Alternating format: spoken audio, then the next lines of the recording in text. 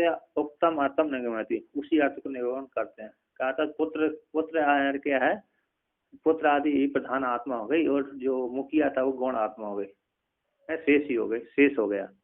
तो इसको लेकर के कहते हैं इत्यादि श्रुतयः प्राहु पुत्र भार्यादि शेषताम्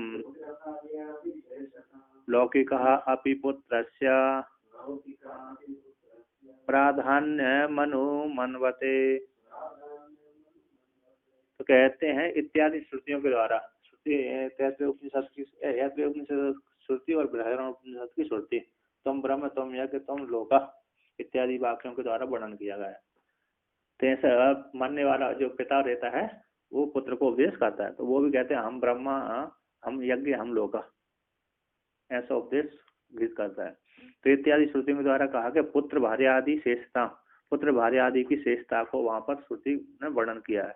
लोग कहते हैं लौकिका अपि पुत्रस्य प्रधानम अनुमन्वते, तो लौकिक पुरुष भी इस पुत्र को प्रधान रूप से स्वीकार करते हैं। अर्थात ये पुत्र आदि के प्रति अंगत हो जाता है, शेष हो जाता है। जो करता है स्वामी है, जो मुखिया था, वो पुत्र पत्नी और पुत्र आदि की अपेक्षा कैसे हो जाता है, शेष हो जाता है, और शेषी हो जाते हैं। उनके लिए करता, सारी सुख सुविधा किसके लिए करता है, पुत्र पत्नी आदि के लिए ही करता है, अपने लिए कम करता है ना। सारे जितने व्यापारी हैं वो अपने पुत्र के लिए करते हैं। अरे पुत्र खराब है क्या नहीं, पुत्र बर्बाद कर दे तो कोई बात नहीं है, कैसा ही निकले, लेकिन करते हैं पुत्र के लिए, पुत्र पत्नी आदि के लिए। तो केवल श्रुति कहते हैं, न केवलम अयम श्रुति सिद्ध अर्थ है, केवल श्रुति सिद्ध अर्थ ही नहीं है, किंतु लोक में भी प्रसिद्ध है, मनुष्य लोक में भी प्रसिद्ध है कि सभी लोग अपने पुत्र आदियों के लिए ही धन का संचय करते हैं। हाँ हाँ, फिर वो लोग उसका पुत्र यदि देखते हैं कि नहीं समझ पाएगा बोलते, तो दूसरों के हवाले कर देंगे, वो कम ही कर पाते हैं।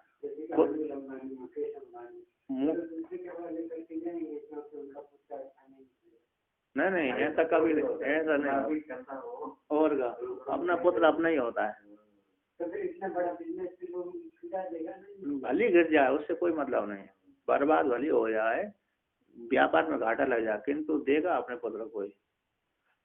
एक सेठ था, उसने मुनीम से कहा मेरी कितनी संपत्ति है, हिसाब करके बताओ। तो उसने हिसाब करके बताया कि महाराज तुम्हारी 10 पीढ़ी 10 अथवा 20 पीढ़ी तक यदि बिना कमाई बैठे बैठे खाए तो भी खत्म नहीं हुआ। 20 पीढ़ी तो 10 के, तो 20 के बाद 21वीं क्या करेगी, वो झटका आ गया, उसको मर गया, उसका क्या होगा। 21 पीढ़ी तक तो 20 पीढ़ी तक तो उसका क्या हो गया, मतलब यार बिना कमाई यार बैठे बैठे खा सकती है। अब 21वीं पीढ़ी कमान पड़े तो उसका क्या होगा, तो उसने चिंता लगने पर मर गया वो, तो वो उसने कितनी लंबी तक सोची। तो ये भी ऐसे सब पुत्र पात्र सोचते रहते हैं, बड़े बड़े व्यापारी है ना, इसलिए तो बढ़ाते ही रहते हैं दान, बिल्कुल नहीं करते। हाँ, बड़े बड़े व्यापारियों को दान करें वो लोग, ज्यादा धन की वृद्धि होती है। आपका भाई से कुछ लोग दान करते हैं। हाँ नहीं अभी एक है ना, सरकार टैक्स ले लेती है, तो ये जो टैक्स बचाने के चक्कर में दान करते हैं। ATG है, जहाँ पर जिस आश्रम में सुविधा है इस आश्रम में दे देते हैं। दान करने जैसे भी होता है क्या, और पैसा बच कहीं तो ऐसा करते हैं ना, अरे दिया 10 लाख और उस लगवा लिया 50 60 70 लाख, ऐसा लगवा लेते हैं। तो ये भी बेकार है। तो जो लगवाते हैं महात्मा यदि लेते हैं तो खराब है। यहाँ पर महाराज जी है ना, और नहीं लेते थे दान, कम ही लेते थे। तो जितना हमको थोड़े में इस काम चलाना है, किसी से है दान नहीं लेने में मना कर देते, बहुत लोग जितना बार लेना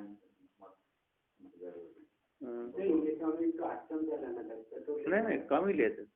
जो ज्यादा देता ना पैसा, 2, 3, 4, 5, 10 लाख रुपए इकट्ठे दे देता ना, मना कर देते।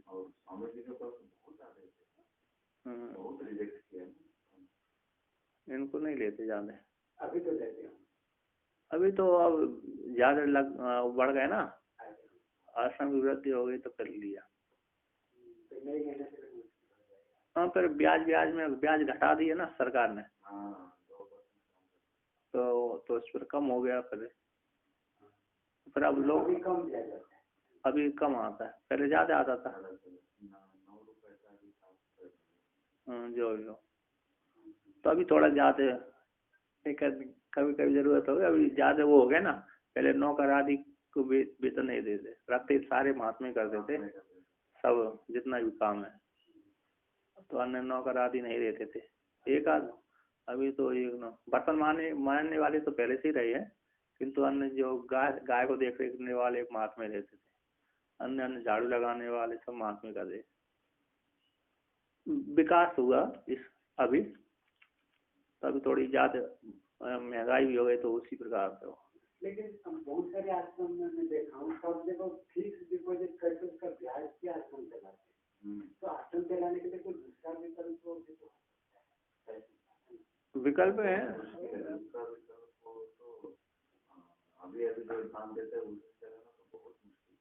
अभी दान देते हैं, कम देते, अभी तो और अब कम हो गया ना। अब और अभी लोग बैंक में रखने लगे।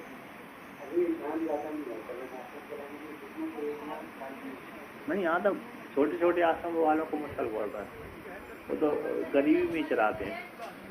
ये तो बड़े बड़े फेमस आश्रम है, इसलिए यहाँ पर खूब आ जाता है, किंतु ये छोटे छोटे आश्रम है ना, उनको तो इधर जुगाड़ करना पड़ता है।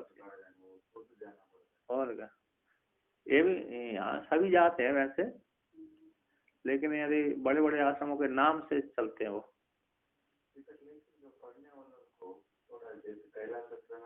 लोगों को तो सेपरेट आचार्य सुभाष वाला बड़ा कमरा देते हैं, और व्यवस्था बहुत अच्छा, सामान आदि भी मिलता है वहाँ पर, विद्यार्थी को अकेले सिंगल रूम मिलता है। इधर दोनों है ना, भक्ति ज्ञान और योग कर्म तीनों है।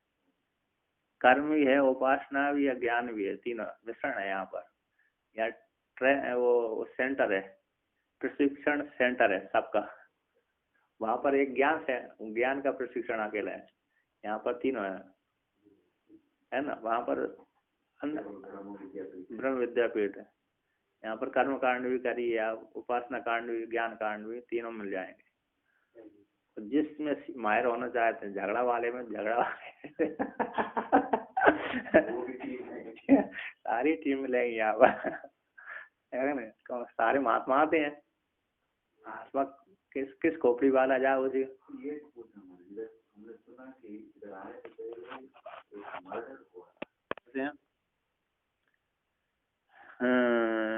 तदेव उपादेय, उसी को दिखलाते हैं ना। लौकिक लोग भी पुत्र को प्रधान रूप से जानते हैं, वर्णन करते हैं।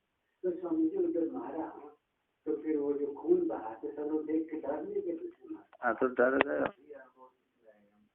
तो कहते हैं यहाँ पर स्वस्मिन् मृतेऽपि पुत्रादिर् जीवेत् वित्तादिना यथा तथैव यत्नं कुरुते मुख्यः पुत्रादयस्तथा। कहते हैं स्व जो पिता है उसके मर जाने पर भी पुत्र आदि से वह जीवित हो, पुत्र आदि के द्वारा, पुत्र आदि रूप से और वित्त आदि के द्वारा वह जीता रहता है। पुत्र आदि जीवित, पुत्र आदि क्या करते हैं, पुत्र आदि जीवित, पुत्र आदि जीते हैं और वित्त आदि के द्वारा पुत्र आदि जीवित होते हैं।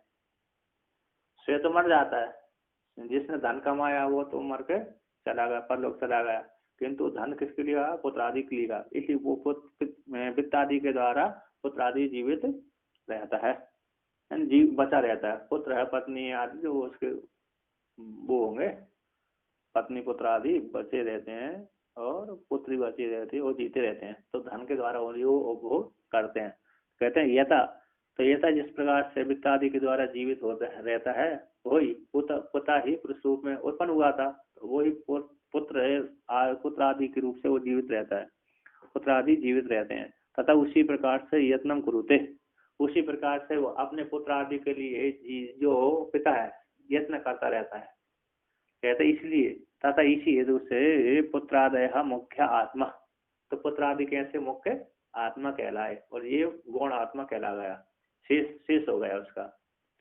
पुत्र आदि क्या हो गए? प्रधान आत्मा हो गए, क्योंकि उसी के लिए कर रहा है सारा व्यापार, किसके लिए? पुत्र आदि के लिए कर रहा है, इसलिए वो पुत्र आदि प्रधान हो गए, ये गौण प्रधान अंग होगा, शेष हो गया। तो टीकाकार कहते हैं स्वस्मिन् पत्रादौ एकेन आदि शब्देन भार्यादया गृह्यन्ते। कहते हैं स्वस्मिन् पित्रादि के, पित्रादि में एक, जो पित्रादि में एक आदि शब्द आया ना, पुत्रादि ना, पितादि में पुत्रादि में, पुत्रादि में आया पिता, यहाँ पर पित्रादि के द्वारा, पित्रादि में एक शब्द है, पुत्रादि के द्वारा जो एक आया आदि शब्द से यहाँ पर भार्य आदि भी गृहित कर लेना चाहिए। भार्य आदि पुत्र आदि और भार्य आदि रूप से जीवित रहता है। और द्वितीय क्षेत्रादि, द्वितीय आदि है क्षेत्र आदि के द्वारा जीवित रहता है। वित्त आदि है ना क्षेत्र, आदि शब्द से क्षेत्र आदि भी ग्रहण कर लेना चाहिए। वित्त आदि के द्वारा और पुत्र आदि से वो जीवित रहता है। फलितम मुख्य, तो कहते हैं यस्मात् स्वप्रयासम षोडवापि पुत्रादि जीवन उपायम संपादित। कहते इसलिए स्व का प्रकाश, कहते यस्मात् हेतु से स्व प्रयास को सहन करके जो प्रयत्न करता है ना जीव पिता, अपने पुत्र अपने धन को कमाने के लिए बहुत प्रयास करता है। कहते हैं स्व प्रयास को तो सहन कर लेता है, षोडो में सहन करता हुआ भी पुत्र आदि जीवन उपाय संपादित, पुत्र आदि के जीवन, पुत्र आदियों के लिए, पुत्र नाती आदियों के लिए क्या कहते हैं धन का उपार्जन करता रहता है। अपने तो बुद्धि को दुखी होता रहता है, पुत्र आदि के लिए सुख प्राप्त करने के लिए, पुत्र आदियों को सुख देने के लिए धन को कमाता रहता है। सबका जीवन ऐसा ही। हाँ तो अपने के लिए कुछ एंजॉय नहीं करेगी वो, या बच्चे के लिए या पति के लिए। और ये अच्छा देखते देखते बच्चे भी बनाएंगे, वो भी उसको बच्चे के लिए। वही परंपरा है तो वही परंपरा करेंगे। परंपरा नष्ट नहीं होनी चाहिए है ना, नहीं होती। तो कहते पुत्र आदि जीवन के उपाय को, साधन को संपादन करते। तस्मात, पता इसी हेतु से, तस्मात इसी हेतु से पुत्र आदि मुख्य प्रधानभूत आत्मा है ना। एक गुण हो गया वो प्रधान हो गया, शेष हो गया। कहते एवं इस प्रकार से लोक और प्रसिद्धि के द्वारा प्रदर्शित दिखला करके अब पुत्र आदि प्रधान को अंगीकार होती, पुत्र आदि प्रधान है इस प्रकार से अंगीकार करते हैं। लोक और प्रसिद्धि हो गए ना, लोक और प्रसिद्धि दिखला दिया कहे लोक में भी और प्रसिद्धि भी है कि पुत्र प्रधान है। तो कहते हैं इस लोक और प्रसिद्धि को प्रदर्शन करके पुत्र आदि प्रधान को, पुत्र आदि में प्रधान है इस प्रकार से अंगीकार होती है, अंगीकार करते हैं। हाँ लोक एन वेद, अच्छा वहाँ पर वेद है ना, लोक एन वेद, वेद प्रसिद्धि है, वेद में भी प्रसिद्ध है, लोक में भी प्रसिद्ध है, अनुभूत है ना, वेद और लोक प्रसिद्धि की दे, ठीक है। लोक है ठीक है, क्योंकि श्रुति आई है ना, पुत्र नाम है भाई, श्रुति आत्मना वही जायते पुत्र, आत्मा ही पुत्र उससे उत्पन्न होता है, और पुत्रेण अयम लोक हो जाइया इत्यादि श्रुति के द्वारा लोक वेद हो गया। तो वेद और लोक में दोनों में प्रसिद्धि होने से हाँ ठीक है, लोक क्योंकि लोक और प्रसिद्धि है ना, वेद ठीक है, जोड़ना चाहिए।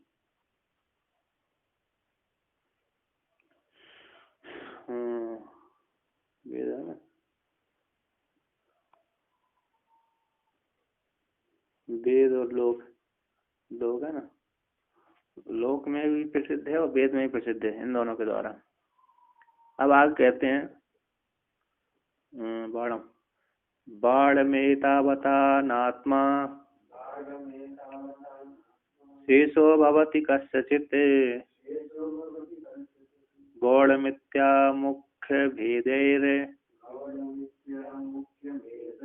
आत्मायं भवति त्रिधा।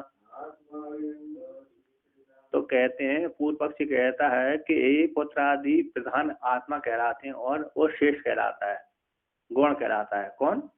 पिता, प्रधान मुखिया। तो बड़म ठीक है, आत्मा प्रधान कहलाती है।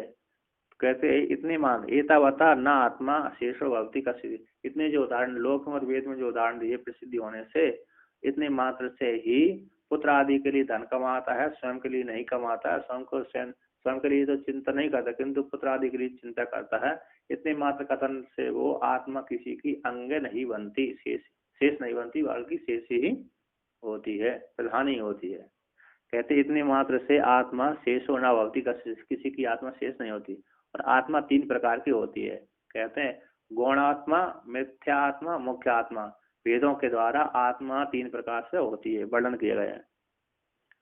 तो 3 का तो टीकाकार कहते हैं तरी आत्मा शेषित्वोपादनम व्याकुप्य। तरी तो कहते हैं आत्मा का शेषित्व व्याकुप्य हो जाएगा यदि आत्मा पुत्र आदि के लिए शेष रूप से स्वीकार करेंगे। आत्मा पुत्र आदि के लिए शेष रूप से स्वीकार करेंगे तो आत्मा का जो शेषी है, प्रधान रूप से वर्णन किया गया है, वो क्या से कुपेरन हो जाएगा, कुपित हो जाएगी। शेषी भाग का जो कुपित हो जाएगा यदि आत्मा को पुत्र आदि के लिए शेषत्व मानेंगे तो। गौण आत्मा पुत्रादय हो जाएगा है नहीं, अभी पूर्व पक्षी ने कहा, अभी तो पूर्व पक्षी कह रहा है कि इसलिए लोक में प्रसिद्ध और वेद में प्रसिद्ध है कि आत्मा पुत्र आदि के लिए ही कार्य करती है। पिता है ना, पुत्र आदियों के लिए ही सारे धन के इकट्ठे का अपने लिए नहीं करता, इसलिए पुत्र जो आत्मा है ना पुत्र आदि के प्रति शेषत्व है, उसकी वो पुत्र आदि प्रधान हो गए। तो ऐसी प्राप्ति हो जाने पर पूर्व पक्षी सिद्धांति कह रहा है ऐसी हो जाने पर तो फिर आत्मा में जो शेषत्व जो शेषी है प्रधानंद वो कुपेरन हो जाएगी, कुपित हो जाएगी। यदि आत्मा पुत्र आदि के रूप से शेषत्व स्वीकार करेंगे तो जो आत्मा के विषय में आया कि आत्मा शेषी है, अपने लिए आत्मा सुकामा है सर्वम प्रिय भक्ति, इस श्रुति वाक्य का जो प्रधान अपने लिए सब कुछ चाहता है। पुत्र आदि को क्यों चाहता है? अपने लिए ही चाहता है। पत्नी को क्यों चाहता है? अपने लिए ही चाहता है। यहाँ पर जो शेषी आत्मा है वो उस वाक्य वो श्रुति वाक्य ऐसी हो जाएगी, कुपित हो जाएगी, ऐसी शंका आ रही है। तो कहते तरी तो आत्मा का शेषित्व जो उत्पादन है वो व्याकुपेदन है ना, कुपित हो जाएगा, व्याकुपेदा क्या हो जाएगा? जो बृहदारण्यक उपनिषद की जो श्रुति है आत्मस्तु का सर्वम प्रिय भवति, ये श्रुति कुपित हो जाएगी। इसी आशंका को लेकर के कहते हैं ऐसी आशंका है तो कहते हैं ना इतने मात्र से एतावता मात्र से एतावता पुत्रादि क्वचित प्रधानम अस्ति इति एतावता न, कहते कहीं पर पुत्र आदि का प्रधान हो जाता है, कहीं कहीं पर इतने मात्र से ही जो आत्मा है पिता की आत्मा है ना, वो शेष हो जाएगी, ऐसी बात है नहीं। इतने मात्र प्रतिपादन करने से आत्मा शेष हो जाएगी, शेषी नहीं होगी, ऐसी बात नहीं। अतः आत्मा हमेशा शेषी रहती है। कहते हैं नहीं प्रतिज्ञा मात्रण अर्थ सिद्धि न्याय दिया है, प्रतिज्ञा मात्र से अर्थ की सिद्धि नहीं होती, विशेष सिद्धि अपितु लक्षण प्रमाणाभ्याम वस्तु सिद्धि। इति आशंका इस न्याय को लेकर कहते यत्र यत्र व्यवहारे यस्य यस्य आत्मत्वं विवक्ष्यते तस्य तस्य आत्मनः तत्र तत्र प्रधान दर्शनाय उपोद्घातत्वेन आत्मा अत्र त्रैविध्यम आह। कहते हैं जहाँ जहाँ पर भी व्यवहार देखा जाता है, जिस जिस व्यवहार में जिस जिस आत्मा का जिस जिसका आत्मत्व विवक्षा की गई है तस्य तस् उसी का तस्य तस् उसी आत्मा का तत्र तत्र वहाँ पर प्रधान ज्ञान के लिए उपोद्घात रूप से वर्णन किया गया है ना, प्रधान रूप से उपोद्घात में पहले वर्णन किया है। तो तत्र तत्र वहाँ पर ही प्रधान रूप से आत्मा के लिए होता है, व्यवहार किया जाता है, अपने लिए किया जाता है। जहाँ जहाँ पर भी आत्मा का व्यवहार में जिस आत्मा जिसका आत्मत्व विवक्षा की जाती तत्र वहीं पर प्रधान ज्ञान के लिए प्रधान दिखलाने के लिए आत्मा रूप से उपोद्घात रूप से कथन किया है ना। प्रकृति उपोद्घात का लक्षण है प्रकृत ना प्रतिपाद्यार्थम बुद्धि संग्रह अर्थांतर बक्ष्यते, प्रतिपाद्य अर्थ को बुद्धि में संग्रहित करके कथन कर दूसरे वाक्यों के द्वारा कथन करना उपोद्घात है। हाँ उपोद्घात है, यहीं पे इसी में आया होगा ना। हाँ प्रतिपाद्य अर्थ को प्रतिपाद्य अर्थ को बुद्धि में संग्रह करके दूसरे वर्णों के द्वारा अर्थांतरों के द्वारा वर्णन करना उपोद्घात कहलाता है। प्रतिपाद्य अर्थम बुद्धौ संग्रह्य तद अर्थम प्रागेव अर्थम कहते प्रतिपाद्यम अर्थम बुद्धौ संगृह्य प्रागेव तद अर्थम अर्थांतर वर्णनम उपोद्घात। प्रतिपाद्य जो बस ब्रह्म है उसी को दूसरे वो ही प्रतिपाद्य अर्थ को ब्रह्म रूप अर्थ को बुद्धि में संग्रहित कर लिया। पहले क्या कर लिया? मन में एकाग्र कर लिया, निश्चय कर लिया। इसके पश्चात वही पहले ही जो निश्चय बुद्धि में किया वही उसी अर्थ को उसी विषय को अर्थांतर के द्वारा वर्णन कर दिया। हाँ, और अधिष्ठान के रज सर्पादि के द्वारा जगत के द्वारा जगत इससे ये उसमें कल्पित है। डायरेक्ट बताएंगे तो कोई बात नहीं, एक बता दिया तो एक ज्ञान नहीं होगा तो उस प्रकार देखो उसमें कल्पित है, अधिष्ठान में कल्पित है। जगत किसमें कल्पित है? अधिष्ठान में कल्पित है। उसी आत्मा से अधिष्ठान से जगत आदि की उत्पत्ति हुई है। कैसे इसके द्वारा उसी के वर्णन करते हैं। तो यहाँ पर भी है तो उसी को आत्मा का तत्व वहाँ पर प्रधान रूप से प्रधान ज्ञान के लिए उपोद्घात रूप से आत्मा का अत्र यहाँ पर त्रैविध्यम 3 प्रकार से वर्णन करते हैं। कहते हैं गौणात्मा, मिथ्यात्मा, मुख्यात्मा इति अयम आत्मा त्रिविधा भवति, 3 प्रकार की होती है। तो गौणात्मा हो गई कौन? पुत्र आदि हो गए, तो मिथ्यात्मा हो गया हमारा शरीर, और मुख्य आत्मा हो गई हमारी आत्मा ब्रह्म। ये 3 आत्मा है। इनमें 2 आत्मा काम चलाने के लिए है ना, बाधित हो जाते। पुत्र में तो प्रत्यक्ष भेद हो जाता है, जहाँ पर प्रत्यक्ष भेद दिखता है वहां पर गुणात्मा कहलाती है। तो जहाँ पर प्रत्यक्ष भेद नहीं दिख पाता, एक जैसा दिखता है, जैसे शरीर को हम प्रत्यक्ष भेद नहीं कर पाते, प्रत्यक्ष भेद कर लिया तो मिथ्या है ना। सिंगो मानव में यार गुणात्मा क्यों प्रत्यक्ष भेद हो रहा है, किंतु इस शरीर में प्रत्यक्ष, ये दोनों हम स्थूल शरीर को आत्म रूप से ही मान लिया, अभिनिवेश कर लिया, इसलिए मिथ्या। फिर बाद में बाद हो जाता है इसका, इसलिए मिथ्या। और जो मुख्य आत्मा उसका कभी भी बाद नहीं होता। तो ये आगे कहते हैं तो तत्र पुत्रादिर गौण आत्मत्व प्रदर्शनाय लोके गौण प्रयोग उदाहरती। पुत्रादि का गौण आत्मत्व प्रदर्शन, पुत्रादि में जो आत्मा है गौण आत्मा है, ऐसे प्रदर्शन करने के लिए लोक में गौण प्रयोग को उदाहरण देते हैं। कहते हैं देवदत्तस्तु सिंहोयम इत्यैक्यम गौणमेतयो भेदस्य भासमानत्वात् पुत्रादेरात्मतायता तथा। कहते हैं देवदत्तस्तु सिंहो, देवदत्त सिंह है, अयम देवदत्त सिंह है ना। है जो देवदत्त कैसा है? शेर है। तो शेर जैसे शेर में क्रूरत्व है, बलत्व है, क्रूरत्व है, फुर्तीलापन है, सूरत्व है, फुर्तीलापन है, क्रूरत्व भी है, और दक्षा भी है, दक्षता भी है उसमें, तेजस्वी है ना, फुर्तीला है। क्रूरत्व तो है ही है ना, क्रूर नहीं होगा तो जानवरों को नहीं खा सकता। और शौर्यत्व है उसमें भी, फुर्तीला है, चालाक भी है, दक्ष भी है, कुशल भी है, चालाक है। मगरमच्छ को मगरमच्छ को वो चीता ज्यादा मारता है, और चीता को कितनी ज्यादा ताकत है, उससे 3 गुना वजन को मुंह में कसकर शेर को चढ़ सकते हो। उससे 3 गुना ज्यादा है। हाँ, उससे 3 गुना ज्यादा है। अगर वो 80 किलो का है तो वो 240 किलो को मुंह में उठा के शेर चढ़ सकता है। कमाल है, जबकि अपने से ज्यादा वजन वाले को कैसे उठाएंगे? हैं? हाँ, जब और नीचे से, जबकि शेर नहीं कर सकता है ऐसा। शेर में वो तो शेर से चढ़ता ही नहीं बनता, चलेगा। तो ऐसा क्यों करता है पता है? नीचे रहने पर जिसका दूसरे जानवर आ जाएंगे खाने। नहीं, वो तो ठीक है, लेकिन शेर को भी चढ़ना चाहिए, शेर नहीं चढ़ पाता ऊपर, तो चीता अकेले चढ़ पाता है, बाघ भी नहीं चढ़ पाता। बाघ भी नहीं चढ़ पाता। कुछ बाघ महाराज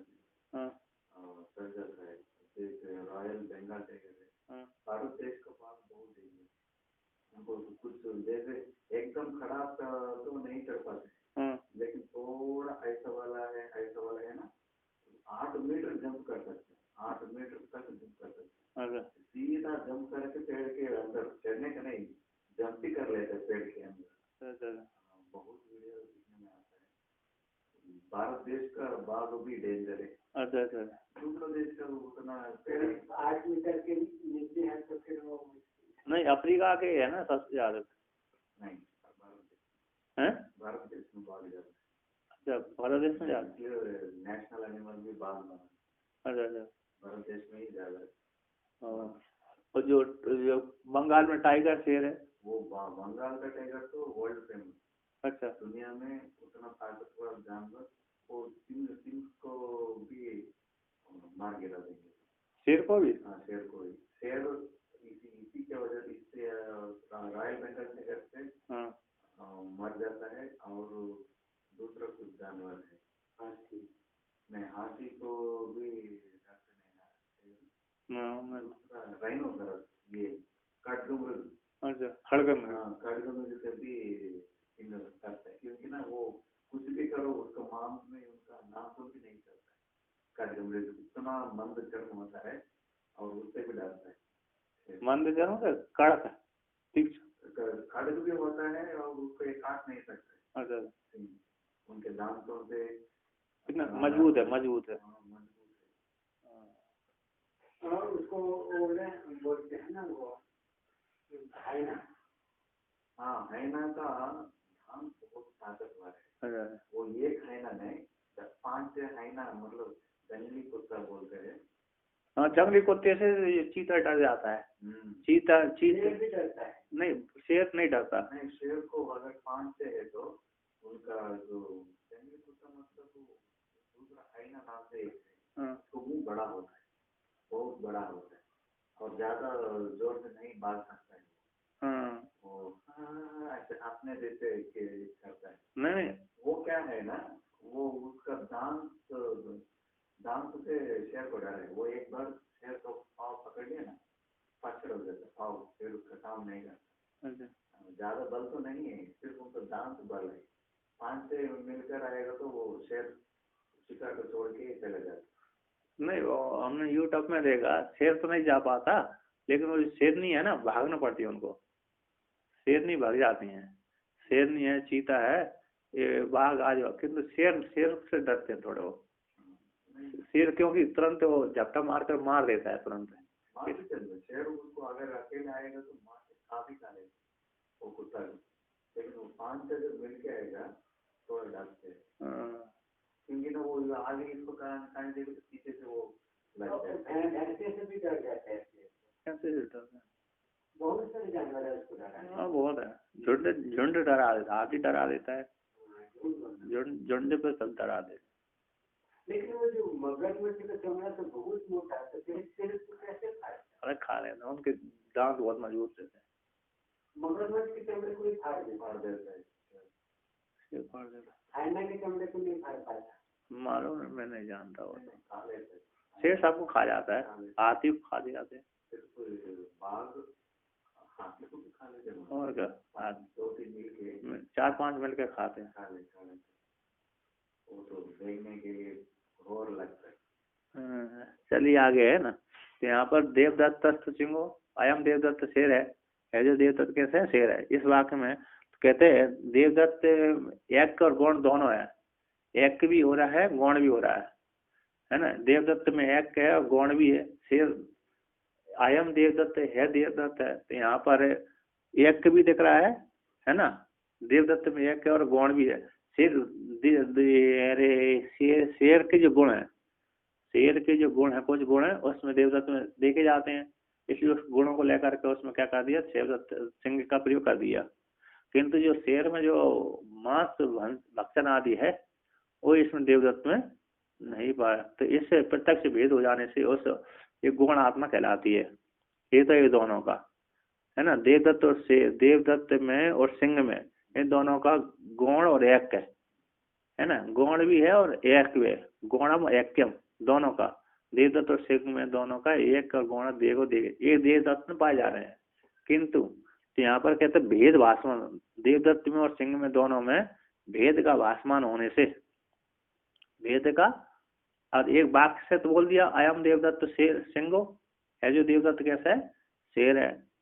तो देवदत्त शेर हो जाना कैसे, देवदत्त शेर तो बोल दिया, किंतु उसको देख सुनने वाला व्यक्ति कोई भान होता है कि जिसमें शेर में जैसे क्रूरत्व है, शेर में जैसे महान सत्य है, इसमें अकेला वो नहीं है। वहां से सूरत्व और क्रूरत्व दोनों इसमें विद्यमान है, बल भी विद्यमान है, सूरत्व शौर्यत्व है और क्रूरत्व भी है। किंतु और शेर जैसे आकृति भी नहीं है, जैसे शेर 4 पैर वाला होता है ना, किंतु ये 4 पैर वाला भी नहीं है और मुख भी नहीं है, विकराल नहीं है, किंतु आखिर सूर्यत्व, सौरत्व, क्रूरत्व, सौरत्व दोनों। तो जो शिवाजी थे ना, राजा शिवाजी महाराज का, तो बाघ को हरा दिए, बाघ क्यों नहीं हो, नहीं टेक्निक नहीं, बल रहता था, बल से डर जाता है, दोनों बल के साथ ताकत भी होती है, और जान जाते व्यक्ति मेरे को मारेगा नहीं, थोड़ा उनको वो देता दिखता है। उड़ीसा में तो 2 जंगली आदमियों ने भालू को काबू कर लिया। क्यों नहीं, तो भालू को तो क्या लड़की लोग पकड़ के आ जाते हैं हमारे, लड़की लोग जो लंबाड़े होते हैं वो, उनको क्या है ना टेक्निक, वो पूरा इसको बांध के पैसा जैसे बहुत इतना बराबर तो पेट के जाता है, क्योंकि बाल का पहले दाढ़ी इधर सिर पर होता है, आगे तो मारेगा तो फिर फाड़ जाएगा, फिर बाकी जगह उनको मारना भी नहीं आते, तो एक ही स्टेप है वो सिर को मारना है, ऐसा मारना है, और उसको बच लिया तो दूसरा मौका देने से बस हो डाल जाए, तो समझ लेंगे वो इसको हम नहीं मानते। लड़के लोग उसको पकड़ के बांध के, उसका जो वोनी होते है ना, वोनी से बांध के भी खींच के लेके आ जाते घर में, फिर उसको ट्रेनिंग दे के उसका नाक में वो रस्सी बांध के वो गाँव घुमा के उससे पैसा कमाते।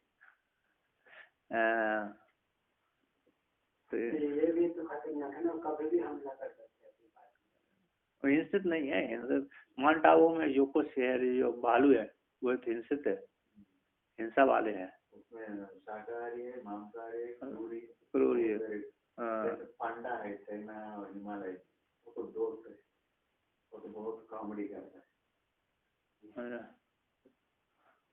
तो यहाँ पर कहते हैं, तो यहाँ पर कहते हैं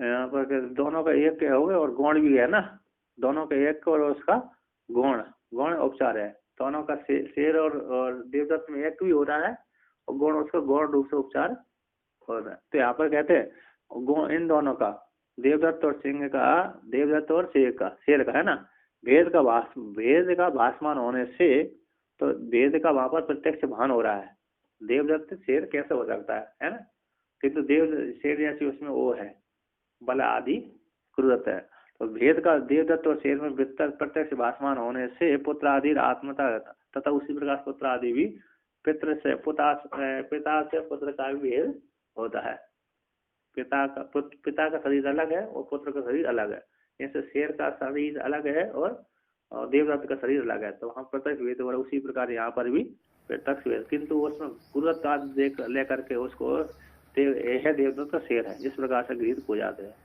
तो देवदत्त बुद्धि हो जाती है उसमें, है ना, शेर वाली बुद्धि उसमें आ जाती है और गुण को लेकर के, किंतु शेर वो नहीं रहता है, शेर तो प्रत्यक्ष ही अलग प्रत्यक्ष शरीर वाला होता है।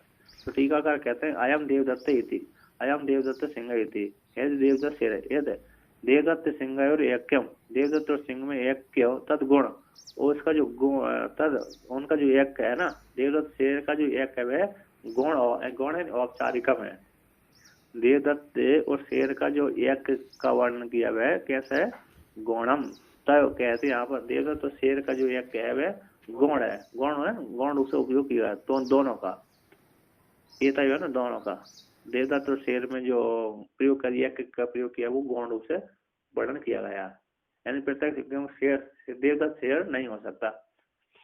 आगे कहते हैं औपचार है, तो पुत्र आदि जैसे देवदत्त और शेर में गौण रूप से उपयोग कर दिया और गुणों को लेकर रखते हैं, उसी प्रकार है ऐसे पुत्र आदि के भी पिता और पुत्र में भी शरीर की आत्मा अलग अलग है, वो भी गौण रूप से प्रयोग कर रहे हैं। जैसे पिता का पुत्र मर गया तो वो पुत्र कहता है मेरे मारा गया, पुत्र के, हाँ पुत्र नष्ट होगा तो मैं नष्ट हो गया, हम नष्टा। यदि पुत्र का कुछ हो गया तो मैं बीमार हो, पुत्र बीमार हो गया तो मैं बीमार हो गया, है ना। पुत्र रोगा पुत्र रोगा हम रोगा, है ना। पुत्र नष्टा हम नष्टा। कोई किसी एक को कुछ हो गया तो पूरा घर का दुखी हो जाए, दुखी हुआ।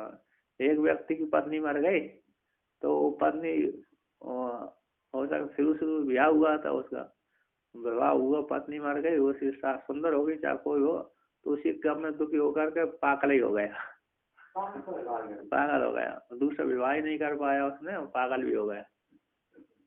मोहरा क्या करे, कैसे ऐसे पागल हो सकता है? कोई वो वृत्ति है उसकी पत्नी की दुखी राग हो जाने से होया। विवाह हुआ था मर गई, पुत्र भी पैदा नहीं हो पाया, संतान भी पैदा नहीं हो पाया, तो उसको 2-3 महीने बाद है तो अब बतलाया मैंने तो। हमारा अनुभव 13 साल में थे, एक स्वप्न आया था। स्वप्न में हमारी माँ मर गई थी। उसी स्वप्न में हमने बहुत रोए थे और रो के पूरा तकिया पूरा गीला हो गए उस समय। हम लोग उठने के बाद भी हमको थोड़ा बहुत दुख आ गई, अगर ऐसा हो गए तो कैसे, कितना अटैचमेंट थे उस समय। अभी वो ही ऐसा स्वप्न पहला स्वप्न वेदांत सुनने के बाद वो ही ऐसा एक बार स्वप्न आया था। स्वप्न में तो थोड़ा कुछ रोया होगा शायद, ज्यादा भी नहीं। संस्कार अंतिम संस्कार भी हो गए स्वप्न में, उठने के बाद कुछ नहीं हुआ। मुझे याद आया था उस समय तो उतना दुख हुआ। अभी और क्या अंतर पड़ जाता। तो आगे कहते हैं यहाँ पर अनंतर मिथ्या आत्मा को दिखलाते हैं, भेद गुण आत्मा को, अब मिथ्या आत्मा को। भेदोस्ति पंचकोशेषु साक्षिणो न तो भात्यसौ मिथ्यात्मतातः कोशानां स्थाणोश्चोरता चोरात्मता यथा। कहते हैं पंचकोशों भेद पंचकोशों में और पंचकोशों के मध्य में, है ना, साक्षी का भेद होता है। पंचकोश आत्मा नहीं होती, जब पृथक कर दिया पंचकोश तो आत्मा नहीं हो, किंतु पंचकोश आत्मा न होने पर भी साक्षी का पंचकोशों के साथ भेद न भाषित नहीं होता। पंचकोश आत्मा नहीं है फिर भी साक्षी का पंचकोशों भेद भाषित नहीं होता। अतः साक्षी जो आत्मा है उसी को पंचकोशों के भीतर छुपी हुई आत्मा है, इसी शरीर को लेकर के दोनों को आत्मा बोल देते हैं। जबकि पंचकोश आत्मा नहीं है, फिर भी आत्मा न होने पर भी साक्षी का इस पंचकोशों के साथ भेद का भान नहीं होता। भेद का भान है, भेद है किंतु भेद का भान नहीं हो पाता। तो कहते हैं पंचकोशों में जो साक्षी, उस साक्षी का भी जो भेद है वह भेद न तो भाती असौ प्रतीत नहीं होता, इसलिए प्रतीत न होने के कारण उस शरीर को ही वो मिथ्या आत्मा, शरीर को ही जो है ना, शरीर को आत्मा रूप से स्वीकार कर लेता है। कहते हैं मिथ्या आत्मता, तो ये जो तो पंचकोशों में साक्षी का जो भेद भाषित न होने के कारण है, ये जो भेद है ना, तो इसलिए भेद इसके बच्चे जब ज्ञान हो जाता है तो आत्मा का त्याग कर देता है ना। जो शरीर में आत्म बुद्धि होती है वो त्याग करे जब ज्ञान भेद का ज्ञान हो जाता है, और जब तक भेद का ज्ञान नहीं हुआ तब तक वो उसको शरीर को ही आत्मा मानता है। कहते हैं मिथ्या आत्मता कोशा नाम, जैसे कोशों का मिथ्या आत्मा है, इसी हेतु से भेद न होने कारण ही उस कोशों कैसे जब पंचकोशों का विवेचन करेंगे तो पृथक पंचकोश आत्मा कैसी परे है, कोश अतीत है, तो वहां पर जो कोशों में आत्म बुद्धि होती है वो आत्म बुद्धि को त्याग कर देंगे। इसी कोश कैसे मिथ्या आत्मा है, पंचकोश कैसे है मिथ्या। जब विचार कर वेदांत श्रवण करने के पश्चात जब विचार करेंगे तब उसको ज्ञान होगा कि पंचकोश आत्मा नहीं होते, आत्मा तो हमारी अलग साक्षी है, उस कोशों को दर्शन करने में। तो जैसे स्थाणु चोरात्मता यथा, जैसे स्थाणु है, स्थाणु में जैसे चोर बुद्धि हो जाती है ना, आत्मा चोर की बुद्धि हो जाती, चोर स्वरूप आत्मा की बुद्धि हो जाती है। उसी प्रकार इससे पंचकोशों में आत्मबुद्धि हो जाती है। जब फिर स्थाणु जब हम ध्यान पूर्वक देखेंगे या तब विचार करेंगे तो स्थाणु में चोर बुद्धि नष्ट हो जाती है। उसी प्रकार जब वेदांत श्रवण करने से हमारी जो पंचकोशों में आत्मबुद्धि थी, शरीर में जो आत्मबुद्धि थी वो नष्ट हो जाती है। कहते पंचकोशेषु आनंदमयादि अन्नमयांतेषु पंचसु कोशेषु साक्षिण सकाशात् विद्यमानोऽपि भेदो न अभासते अतस्तेषां मिथ्यात्वम् इत्यतः। कहते हैं पंचकोशों में आनंदमय से लेकर के अन्नमय अंत तक जो 5 कोश है उनमें साक्षी के सकाश से, साक्षी के सन्निधि है उसमें, तो साक्षी सकाश से विद्यमान होता हुआ भेद, भेद का कैसे विद्यमान हो है फिर भी ना वासते, साक्षी और पंचकोशों में भेद नहीं वासित होता, यानी आनंदमय कोश में ही आत्म स्वीकार कर लेते हैं। विज्ञानमय आत्मा को, शरीर को, अच्छा विज्ञानमय तो दूर ही होगी, वो शास्त्र के माध्यम से है, किंतु इस शरीर को ही आत्म स्वीकार करते हैं। किसको? इसको ही आत्म स्वीकार करते हैं। तो कहते हैं ना वास्तविक भेद नहीं वासित होता, अतः इसलिए तेसा उनका मिथ्या आत्म है, इस शरीर को कैसा जो आत्मा है मिथ्या है। कहते हैं वस्तु चोराद भिन्नस्य स्थाणुश्चोर रूपत्वम यथा मिथ्या बत्तरवत। कहते हैं वस्तुता है ना, जो वस्तु के चोर से, वस्तु चोर से भिन्न स्थाणु चोर, वस्तु चोर से भिन्न का, और वस्तु के चोर वाला, वस्तु को चोराने वाला है ना, वस्तु के चोर से भिन्न स्थाणु का चोरत्व रूपत्व तो ऐसा मिथ्या होता है। वस्तु को नहीं चोराएगा चोर कैसे होगा? धन को चराने वाला, पदार्थ को चुराने वाला ही चोर होता है। तो जैसे पदार्थ को चराने वाला व्यक्ति है तो एक उसकी चोर उत्ती होती है, अब भागा तो जहाँ पर अरे जंगल में था तो वो वहां से हुआ तो भाग गया, एक स्थान हो रहा था, दूसरा व्यक्ति देखा वही चोर है ना। तो व्यक्ति रास्ते में जा रहा था, तो उसके पास धन था, अकेला था, धन था, और धन दूसरे को ठूंठ देख करके उसको बुद्धि हो कि वस्तु को चुराने वाला चोर है, अथवा मेरे धन छीनने वाला है, होती है नहीं, अकेले हो जाते थे। आजकल तो अब कम हो गई, आजकल धन लेके नहीं चलते ना, एटीएम कार्ड लेके, एटीएम कार्ड भी यही लेके चलते हैं, और दूसरे यहाँ धन लेकर भी नहीं चलते आजकल। और थोड़े जानकार भी हो गए कि कोई चुराता नहीं है, लेकिन पहले छीन लेते थे।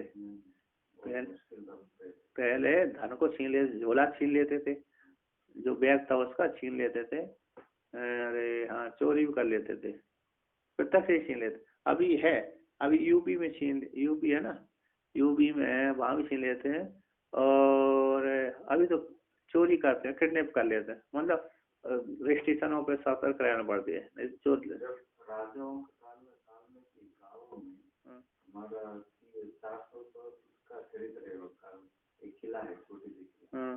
वो किला को तो अपने आप हर गांव में अपना आप फौजी जैसे बना के रात को गश्त लगाते थे, क्योंकि बिना गश्त से चोरों को बहुत डर था पहले। अभी तो टेक्नोलॉजी आ गई, पुलिस आदि जब आ गई, जेल आदि शिक्षे जब हो रही, तभी थोड़ा कम हो रहा है चोरी।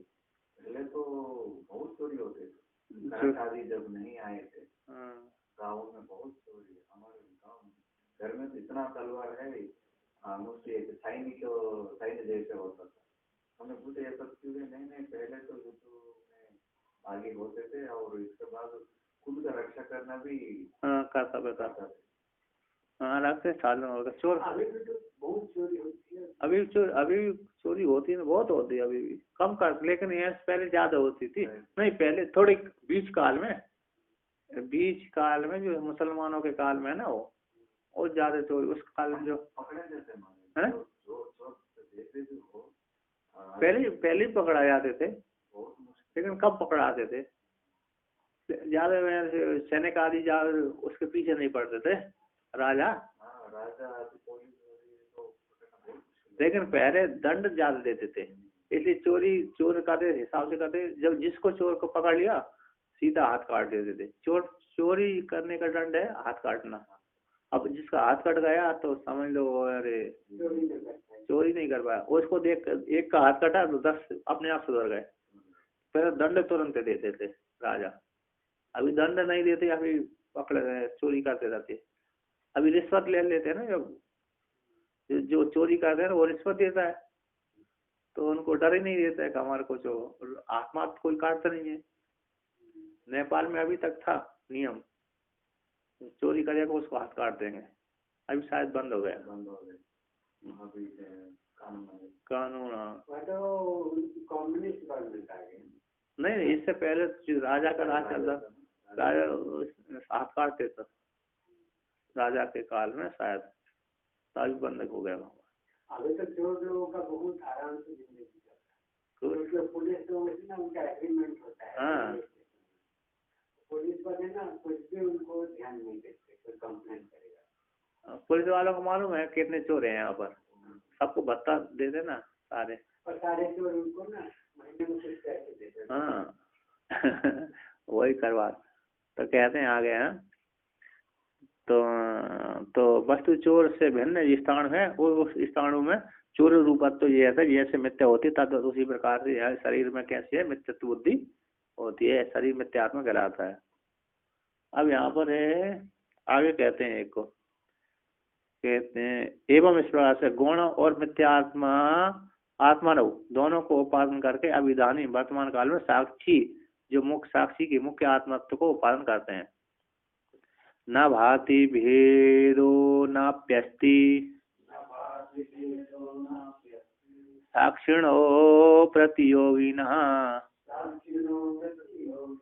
सर्वान्तरत्वात् तस्यैव मुख्यमात्मत्वमीष्यते। कहते ना तो भाति है, भेद भाषित होता है, और ना भेद है। साक्षी का ना तो किसी से भेद होता है और ना भी अस्ति भेद है ना, भेद भाषित भी नहीं होता और भेद है भी नहीं है साक्षी का, और उसका साक्षी का कोई प्रतियोगी भी नहीं है। साक्षी का, साक्षी आत्मा का कोई प्रतियोगी ना तो भेद भाषित हो रहा और ना भी भेद अस्ति है, भेद है भी नहीं है, भेद भी नहीं है और भेद भाषित भी नहीं होता, और साक्षी आत्मा का कोई प्रतियोगी भी नहीं है। और आत्मा कैसे, साक्षी आत्मा कैसी है, सर्वांतरत्वात्, कैसी आत्मा, सर्वांतरत्व है। तस् उसकी जो आत्मा है पिता है, अथवा उसकी जो आत्मा है सबका सर्वांतर है। उसकी जो आत्मा, पिता की जो आत्मा कैसी है, सर्वांतर है। साक्षी भूत जो आत्मा है, साक्षी तो आत्मा ही है, पिता की जो आत्मा है वो सभी की सर्वांतर है। तस् उसी की वे साक्षी का, उसी साक्षी की सर्वांतर, सभी में गए हुए सर्वांतर होने से मुख्यम आत्मत्व ही सिद्ध है, मुख्य आत्मा स्वीकार की जाती है, मुख्य आत्मा को वर्णन किया जाता है।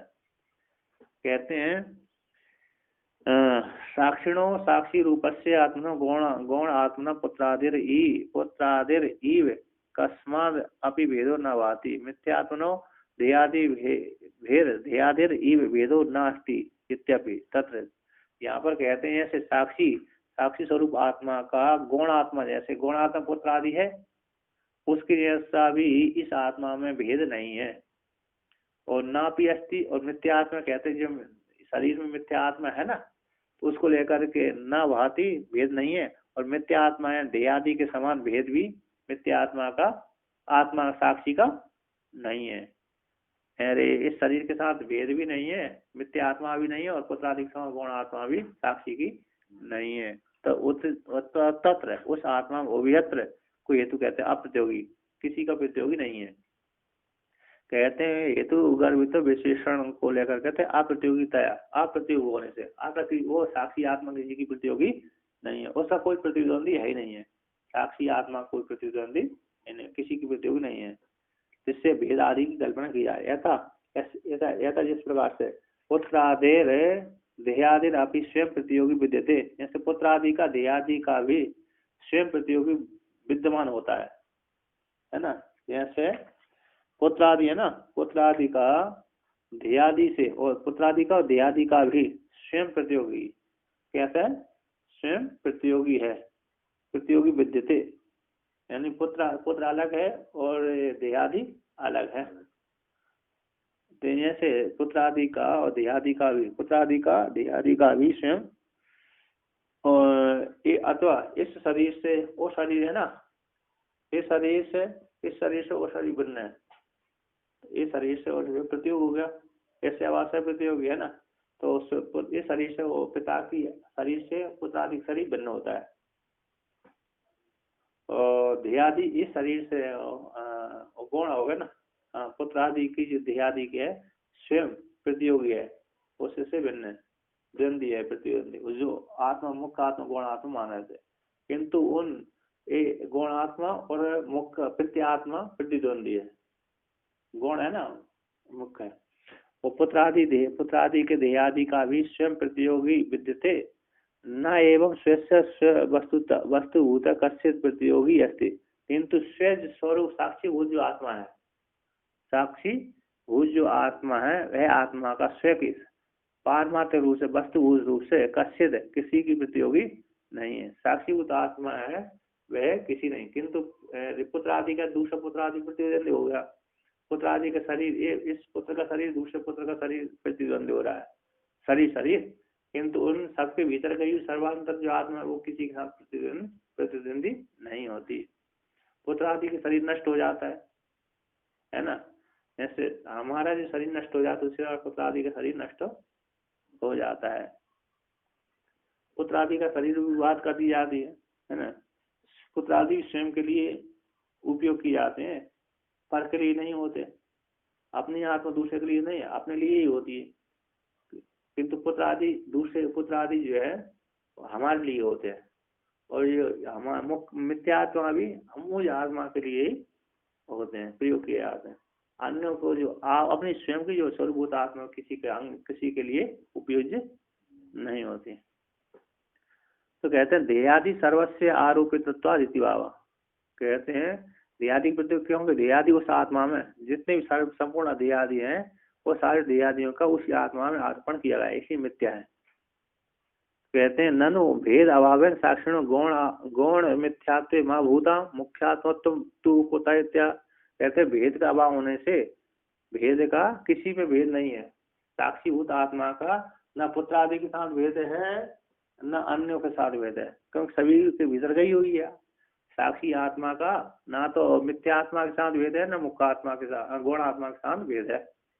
कहते हैं न भेद का अभाव होने से साक्षी आत्मा गौण और मिथ्यात्व न हो, गौण आत्मा भी नहीं है और मिथ्यात्मा भी नहीं है, जो आत्मा सभी जगह गई हुई है।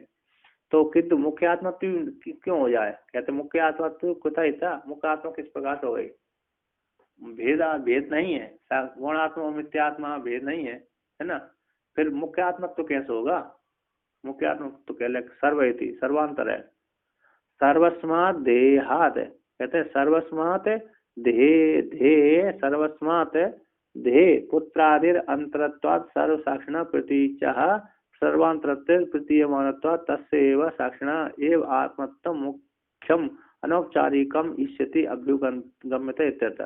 सर्वांतर हो सभी से, सर्वस्मात् देह से, सर्वस्मात् जितने भी देह हैं पुत्र आदि के भी अंतरतम होने से, अंतर वाली होने से, सर्व साक्षी सभी की साक्षी जो आत्मा प्रत्यक्ष स्वरूप जो आत्मा है, ऐसी प्रत्यक्ष स्वरूप आत्मा का सर्वांतर रूप से, प्रत्यक्ष जो आत्मा है ऐसे प्रत्यांतर आत्मा का सर्वांतर रूप से प्रतिमान होने से तत् उसी साक्षी की आत्मत्व मुख्य आत्मा है, अनौपचार है, उपचार से रहते, गौण आत्मा से रहते, इससे अभियुगम से स्वीकार कर लेना चाहिए, स्वीकार की जाती है। कहते हैं अत्र इदम अनुमान सूचितम, यहाँ पर अनुमान ऐसा सूचित होता है, विमथा साक्षी मुख्य आत्मा वहितुम अर्हति सर्वांतरत्व, विवाद का विषय वो जो आत्मा है मुख्य आत्मा मिथ्या आत्मा गौण आत्मा तीन आत्मा थी, तो विवाद का जो विषय वो जो विशेष मत है ना, विमथा सर्व जो साक्षी है मुख्य आत्मा होने के योग्य है, क्यों सर्वांतर हो, सर्वांतरत्वात् सर्वांतर होने से सभी के भीतर गई हो, पुत्र के भीतर भी वही है और पिता के भीतर और अन्य के भीतर भी वही है, सभी के भीतर है, पंचकोशों के वो भीतर होने से किसी के अंग वो नहीं है। यो मुख्य आत्मा न भवती सा सर्वांतरोपी न भवती, जैसे जो मुख्य आत्मा नहीं होती वो सर्वांतर भी नहीं होती, जैसे अहंकार आदि क्या नहीं है, अरे सर्वांतर नहीं है, मुख्य आत्मा नहीं, इसी सर्वांतर भीतर भी वो नहीं है, बाहर होता है, यानी आत्मा की अपेक्षा बाहर होता है। तो यो ही मुख्य आत्मा न भवती स सर्वांतरोपी न भवती, यथा अहंकार आदि, अहंकार होने से, यथा अहंकार है ना, अहंकार इति केवल व्यतिरेकी, अहंकार उसकी अपेक्षा कैसे भार है, किससे? मुख्यात्मा की भार है, इसलिए भार होने से वो सर्वात्मा नहीं हुआ। अहंकार तो होता है ना, अहंकार मिथ्या अभिमान, कर्ता भोक्ता बना देगा। ठीक है।